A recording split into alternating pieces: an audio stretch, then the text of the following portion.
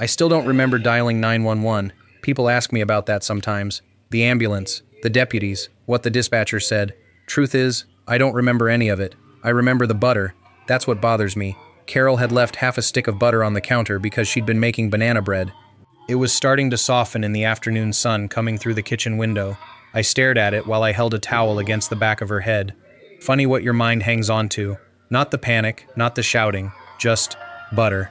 I guess that's how memory works. Carol and I had been married 38 years by then. We weren't one of those couples who finished each other's sentences. She talked too much. I complained too much. She watered plants that were already getting enough rain. I checked the locks twice every night, even though we'd lived in the same neighborhood for almost 30 years. We had our habits. They fit together somehow. Most evenings we'd sit on the back porch after dinner without saying much. She'd drink tea. I'd pretend I wasn't feeding the squirrels even though she caught me every time. Looking back now, those ordinary evenings were probably the richest we'd ever been. Our daughter Emily married Ryan 7 years earlier. If you'd met him during those first few years, you'd probably have liked him. I did. He shook your hand with both hands. Remember that? Some people do that because they want to seem sincere. At the time I thought it was respectful. Now I don't know. He never raised his voice. Never came to dinner empty-handed. He always called before stopping by. Honestly, if someone had told me back then that one day I'd watch him walk away while my wife was bleeding on our kitchen floor, I'd have laughed at them. I would have said they had the wrong family. The changes didn't happen all at once. That's another thing people get wrong. Families don't usually explode in one afternoon. They lean, a little more each year, until one day they don't stand up anymore. Ryan started asking questions. Nothing that would have sounded strange by itself. He'd ask what year we replaced the roof, how much we paid in property taxes, whether we'd ever thought about moving closer to Emily. He'd say he was just curious. I believed him. Carol believed everybody. She once bought 3 boxes of overpriced cookies from a teenager because she said he looked nervous. That was Carol. She trusted first, asked questions later, sometimes never. About a year before everything happened, Emily stopped staying very long when she visited. She always had somewhere else to be. Ryan usually waited in the driveway with the engine running. At first I blamed life. Young people are busy. Jobs, kids, soccer practice. You make excuses because that's easier than wondering why your own daughter seems in a hurry to leave your house. Then one afternoon I noticed something odd. Emily was helping Carol put groceries away. Ryan wasn't inside. I looked through the front window. He was standing by our mailbox, taking pictures with his phone. Not selfies. Pictures of the mailbox, the front of the house, the address. When he came back inside, I asked what he was doing. He smiled. Said he liked the flower bed Carol had planted. I remember nodding. I also remember thinking. That answer didn't match the question. I didn't mention it again. A few weeks later, our neighbor Frank caught me while I was dragging the trash cans back up the driveway. He asked if we'd finally decided to sell. I told him no. He scratched his head. Huh. I asked why he'd thought that. He said Ryan had been talking with a real estate agent out by the sidewalk a couple of days earlier. Frank figured maybe we'd hired someone. I laughed. Said there had to be some mistake.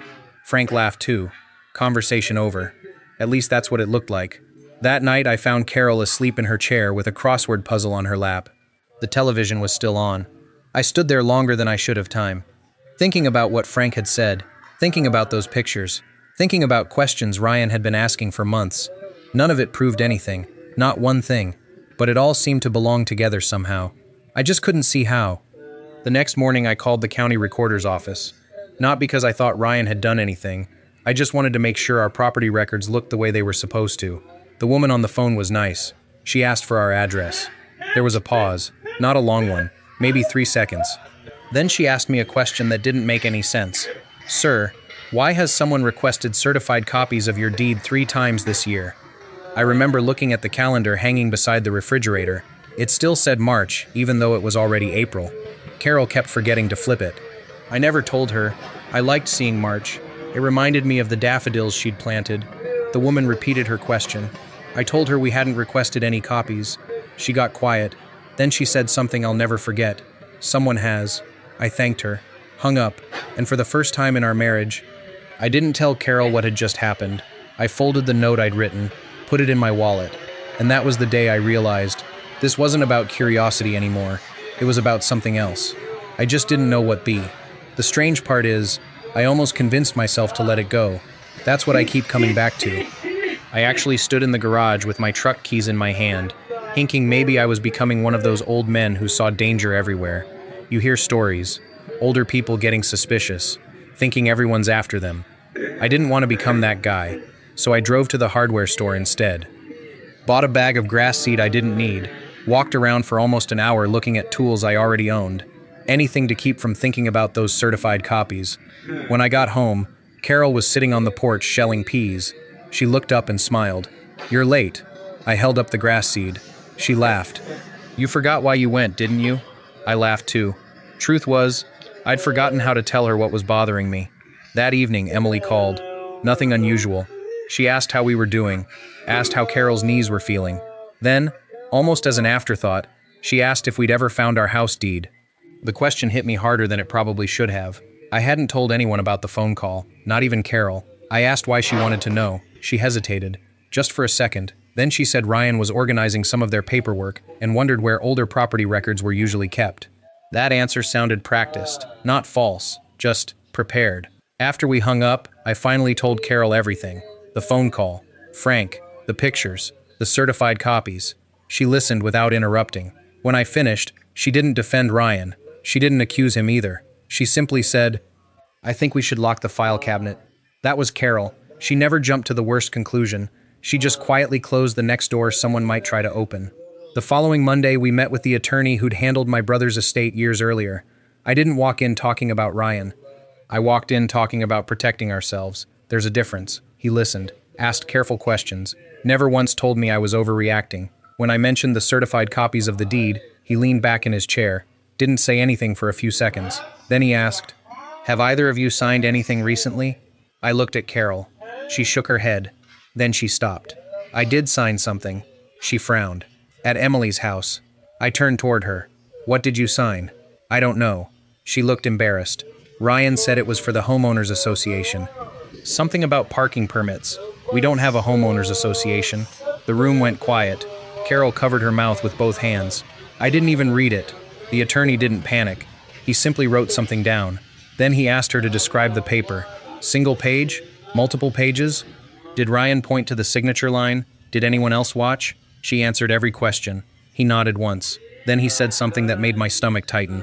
"I'd like to pull every document that's been filed under your names in the last 18 months. Not because he thought something had happened, because he wanted to make sure nothing had." We left his office with a list. Change passwords. Move original documents. Notify the bank. Freeze unnecessary access. Simple things. Quiet things. No accusations. No family meeting. No dramatic confrontation. Just locks on doors that should have been locked already. About 2 weeks later, Emily invited us over for dinner. Ryan acted exactly the way he'd always acted. Friendly. Helpful. He grilled burgers. Played catch with his son in the backyard. Asked me about baseball.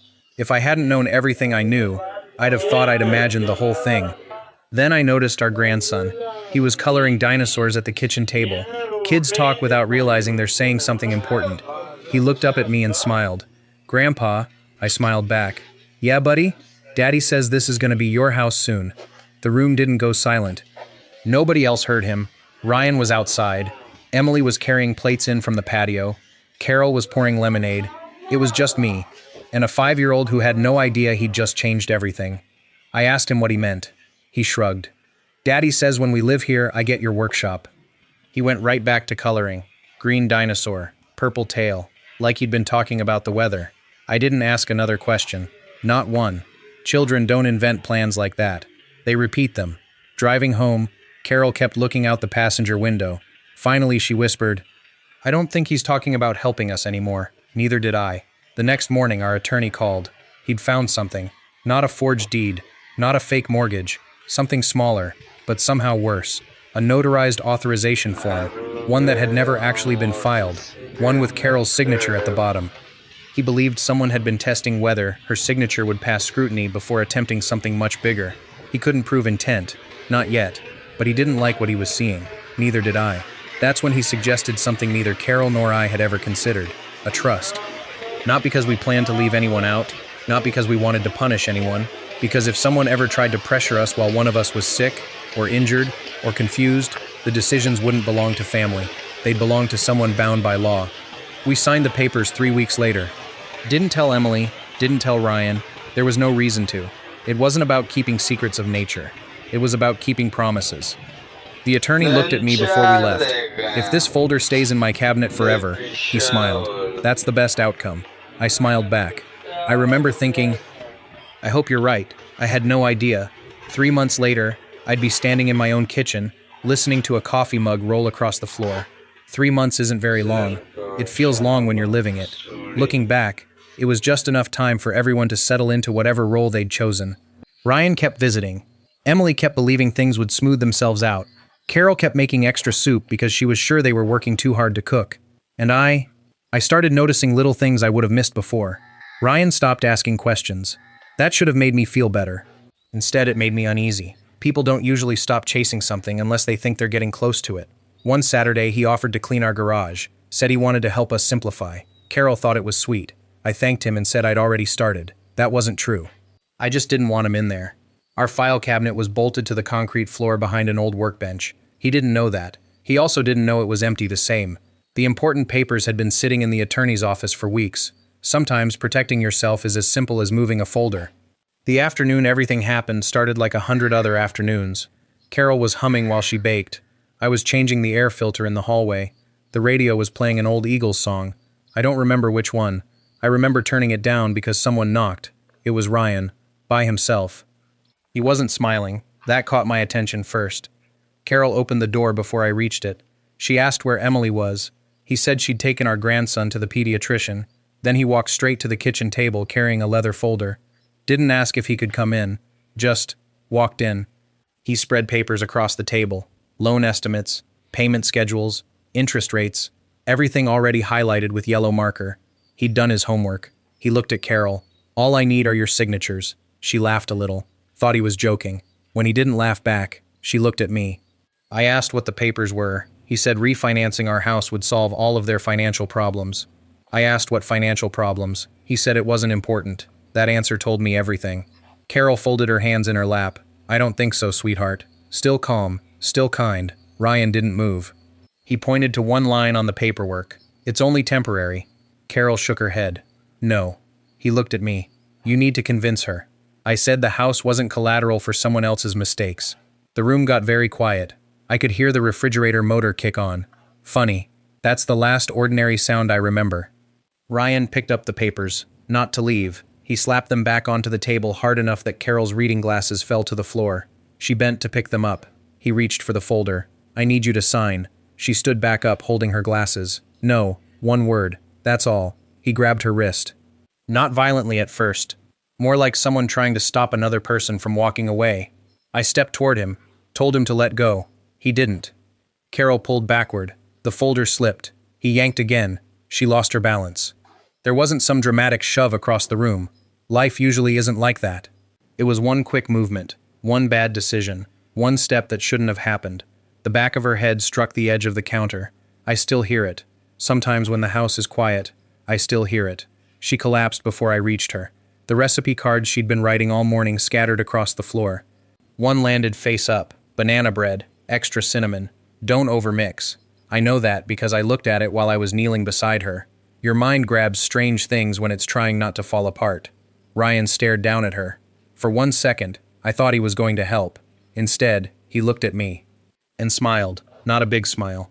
Just enough to tell me he wasn't sorry. Then he said, she did that to herself. I didn't answer him. There wasn't time.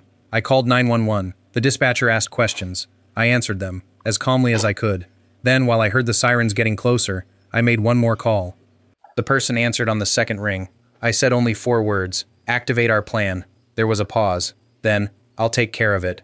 That was it. No explanations. No speeches. I put the phone back in my pocket and went back to Carol. Ryan heard every word. He smirked. Actually smirked. Like he thought I was bluffing. Like he believed the only thing that mattered was whether anyone could prove what had happened. He was already thinking about police reports. Witnesses' evidence. He never once thought about paperwork. Or timing. Or the promises we'd signed months earlier. The ambulance arrived. Deputies weren't far behind. As they loaded Carol onto the stretcher, Ryan kept repeating the same sentence. It was an accident. Maybe he believed it. Maybe he needed to. I don't know. What I do know is that 48 hours later, he finally learned what those 4 words had meant.